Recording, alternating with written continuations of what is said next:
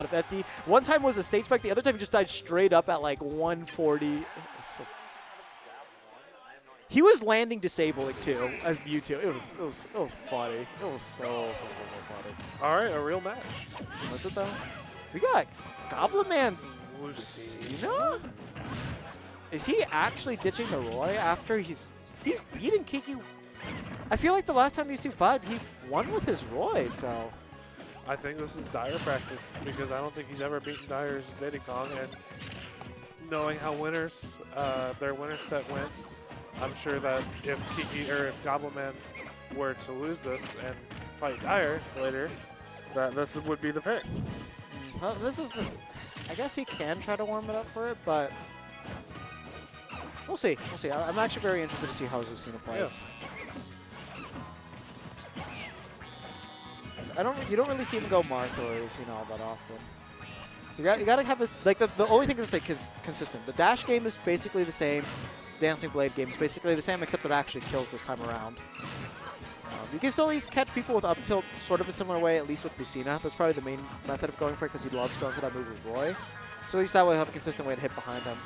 So is Lucina like not objectively just a better Roy? Like, no, she can't kill as early, but like she doesn't get punished for spacing. She just gets like neutral. Yeah, no, I mean, you get neutral, but you don't get the as damaging combos. That's the biggest thing. I guess so. Yeah. Like, Roy's definitely a lot more explosive than Lucina is. Lucina is just a more neutral-based, patient game of just knowing what you need to do. And that was... You also do get better range out of it, too.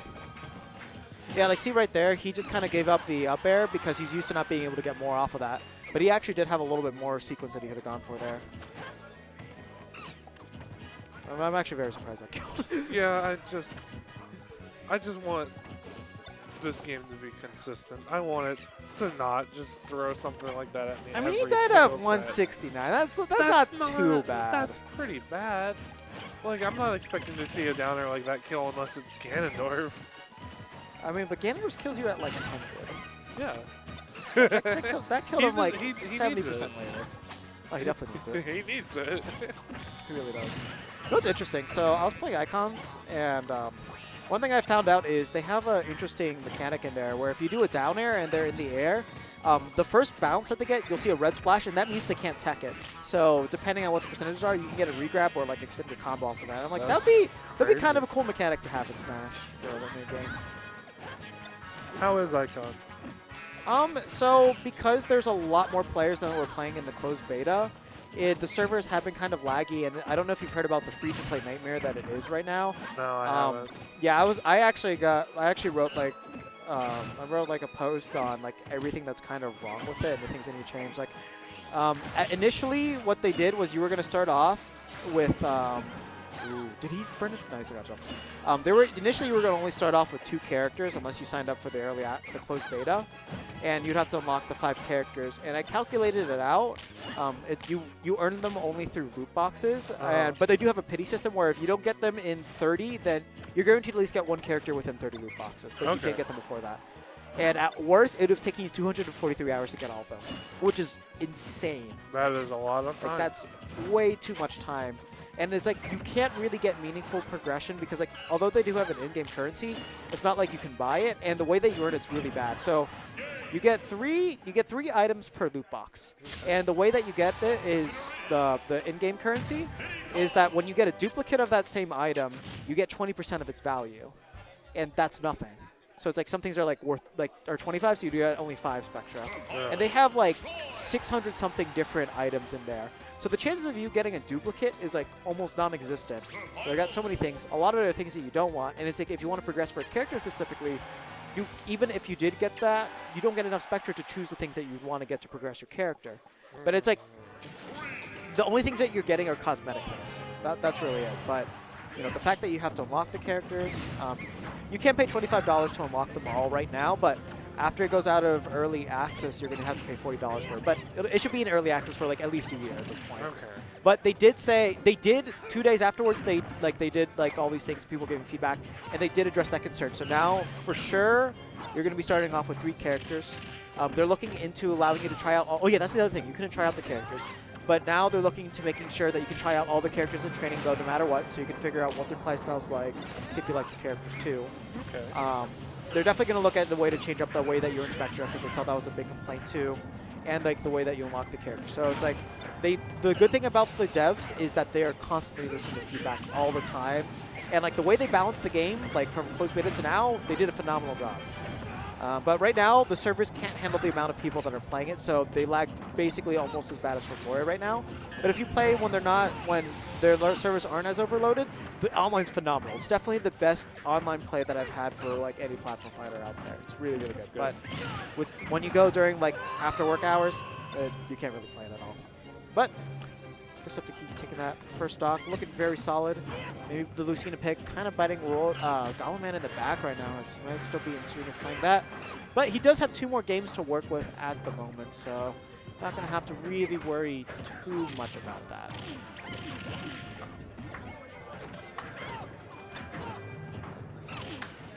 Let that nair out of shield from Kiki.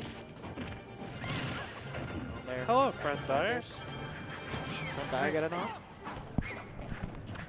Yo. It's good, man. I'll never be able to beat Goblinman with my Cloud. I need to accept that. Dude, he's so good at that matchup right now. Like, just the fact, just how well he knows how to get around, like, all of Cloud's options. That's what it is, right? He's just good at it, right? Yeah, no, he's... Even my Marth can take a freaking game, dude. Like, what the heck? Like, think about it. It's like something that you normally consider safe, like just landing with down air with Cloud. He's able to run under that every single time and sniff in that back air. It's actually insane how good his reactions are to that. Pisses me off. Goblinman is a carry player. Regardless, he'll lose to my Diddy and I'll win the tournament. But that's not as fun. Oh. Anyways, yeah, Kiki beating Goblinman. I mean, doesn't Goblin normally win this nowadays? No. So it's like, although he's always done really well in this matchup. At first, Kiki always had the W's. And then Goblinman, I think, took the last 2 sets, I want to say. Something like that. I don't know what happened at last week's. So I wasn't there. I think I was at last week. Roy is so good. Okay, Roy's actually a good character. Roy is definitely, like, I think, like heavily underrated. Like, he has a lot better. His tools are a lot better than people give it credit for. He's so unreactable. That's the thing. Like, it's just the biggest things that people always have to take into consideration with Roy is that whenever he dashes and commits to something, he can't escape his commitment. And that's the one thing that... Yeah, but he has workarounds. Like, for instance, Cloud can always side B his nair. So even if I try to react to him, and I do successfully react, he can still fade back. The drift on it is super good. If I mess up even slightly, it hits me. I know I just got on commentary to talk about Goblin's Roy, but, like, bro. Roy is so underrated. Yeah, I will actually agree with that sentiment. But, and he still says, like, this matchup's 6-4 or 7-3 or whatever. I'm like, oh my god. Dude. I wouldn't say it's a 7-3 matchup, but definitely good for Roy. It's just that it's just like, you know, he's been playing this character for like 3 years right now. He's the biggest thing that made the difference is that he perfected his movement. Because like you know, when we were watching his Roy fighting your Marth and all that, it's like, you know, you had like a little slip over there. Like, it's just the way that whenever I watch Goblinman's Roy at this point, whatever he tells his character to do, it does it every single time. Okay, occasionally he might mess up like a tilt instead of an F smash, so he doesn't get like that reach in order to get that sweet spot. But it's just the positions that he chooses, the frame traps that he knows to go for, the areas where he knows he can get that whiff to specifically be safe on your shield, so if you react to it, then he can get a punish on you if you don't choose the correct option. He just has that all down on block to just a basic instinct at this point. So right now, most definitely. There. That was interesting. He went from down air though. That was maybe calling out a ledge hop. Yeah. That always works there. I think if, like, you know, if he did get to a ledge hop there, click on that sweet spot, he would have been dead. Ooh. Bro, like, that was a kill confirm off of, like, what frame is Roy's jab? Like 6 or so? But it's so safe. Yeah, 5 and 6. So the thing with his jab is if he tippers it, it's safe. But if he gets anything that isn't tipper, then you can always, for the most part, you can always grab it. Midnight Shambles almost coming through. But Kiki Not letting up just yet. Doing a good job of keeping his calm there. Oh, I mean, Goblinman just makes me want to play Roy. Look at how quick. That's the thing. It's like Roy's got so many fun things. Like, I do appreciate the way that they decided to design him in this game. Yeah. Who do you think's better, him or Captain Levi? No, without a doubt, I think Goblinman at this point I can definitively say is the best Roy. I think if Hyper Kirby was still playing, and like he consistently went out more, it'd probably be him because I think Hyper Kirby's neutral is better. You think without a doubt? I mean, Levy's beaten Leo, I think. Maybe, but it's like when you watch Levi, like especially when he was at FE Saga, it's just that his conversions aren't as good, and I don't like his neutral play as much. Like I actually think that Goblinman just has. His advantage state is so much stronger, and then even his disadvantage state's pretty good. With Levi, I didn't really feel that as much. Because, I mean, you know, Goblinman's gotten close to beating Salem before. He's been able to beat you in the past. He's all... Who was that? What was that one big upset he had at... He had a big upset, I think, at Overlords.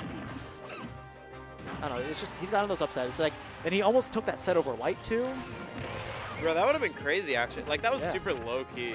Yeah. Him versus Life. And, like, literally, he lost because he SD'd. Pretty much. I was like, he had it. It's just one of those players that you don't get to see out too often. That's it. And, like, definitely I got to finally watch the flow. I don't know if you're watching Albion. Yeah. Albion flow's pretty good, but I still felt like Goblinman's better than him. You know, he actually made a tag change to just Goblin. Yeah, I'm going to call him Goblinman no matter what, though. It's ingrained in me. Me too. I know they put him in the bracket as Goblinman. It's just it's not going to change in CFL. If he goes outside, then maybe. I also know that a lot of people have been learning his name more from like the Wi-Fi fiends out there. Definitely on that heavy grind. I don't know which server he's a part of, but ooh, That was really good. that was pretty awesome. The other thing too is like one of the things he did like nair, jab, nair again. I was like, oh man, that was like a 600. Bro, it's like. Chill out. Yeah. The one thing that I need Goblinman to perfect at some point is something that the flow was extremely good at outbound, is those forward throw tech chases to F smash that just kill you at 70. Like those, yeah. Like I remember like when Izal first talked about it, but you never really saw Roy players try to implement that in. That was like the only person I ever see really try to go for him. Goblin always gets it. Like if you tech in. Like if you tech in, you're getting F smash, but he's not really good. Oh, you had it right there too. Wow. The foresight. Anyways, he's not that good at tech away yet. Yeah. I think he's just like, the way that Goblinman wants to play is he wants to play for that consistency. So it's like, okay, I know if they do these two options and I just stay here, I'll be able to get it every single time. But if like I start adding that other one to the mix, then I can start second guessing my decision making. So kind of giving yourself those safety spiels right there, and then like if he techs away, you have your own set decisions there, where it's like, okay, I may not get the kill, but I'll get this really good positioning, and I can bait him out with these things. I think that's actually not a bad decision. Yeah, Roy's advantage is pretty much just a one-player game.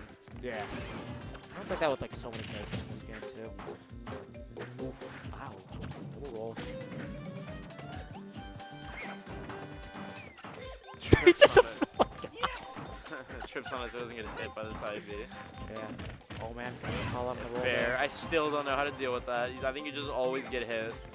Yeah, at that point you have to DI out to try to avoid it. But you still get hit by fair. It's still a combo. It would be like the sour spot though, so it's like it won't really do anything. Kiki DI'd away. Nah, that wasn't enough. Because the thing is, when you DI away, you'll DI out a lot more. Like the way that he DI'd there, he could have got a down throw up B for a kill confirm, but Goblinman never really goes for that. Banana toss up. Ooh, okay. Ready for the regrab there. Read the air dodge. Yep. Well, Frame traps there. To, yeah. Though at that point, I do feel like it's better to get hit by that up air there. But the other thing too is like he probably could have called it out with an up smash too. So depending on what your percentages are, you got to be ready for what it is.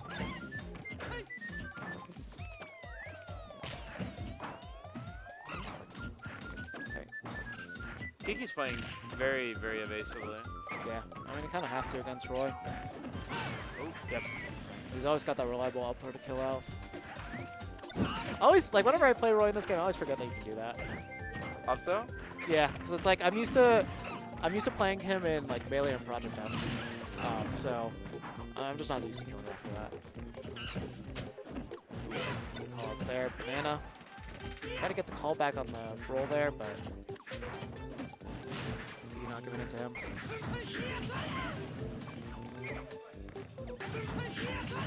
got the tips there, which is actually what you really want for those dancing blades, because if you hit with the inside part, pushes them out, the outer part actually fucking pulls them in. Only way you're going to connect with that. Get up air there.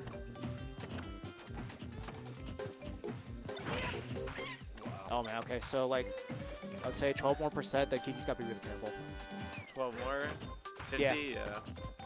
Yeah, because though we don't see Goblinman do it often, he's still really good at connecting Nair 1 into F smash. Goblin scouted out the banana pluck. Yeah. What do you do? Uh-oh. Yeah, Brett in the roll. Cover the roll option Nice with that Nair. banana. Oh my god, he's just basically taunting Kiki with those down tilts. But no, Kiki can get the classic there. Goblinman, as soon as he got down tilted already. Just You can actually SDI in if Kiki doesn't space it correctly, but I felt like at that one it was correct though. But Yeah, never know. maybe. Never known until you try it. Kiki in winner's side of Grands. He's got to be feeling good about that. Oh yeah. Woo! Doubles finish? Doubles finish? No, it did not. Who do we got in Grands for that? Me and Kiki. Alright. So probably have to have like another. There's a in losers the finals bracket. is going on right now, right after that set, and Good. it just ended. Who we got loser finals right now? It's Hoover and Riot versus Polonian and Temptation. Temptation, okay. That might be on stream. Who knows? I don't think we're doing any dubs on stream unless. That's what Gonzo said. Gonzo said he considered it. Well, let me see.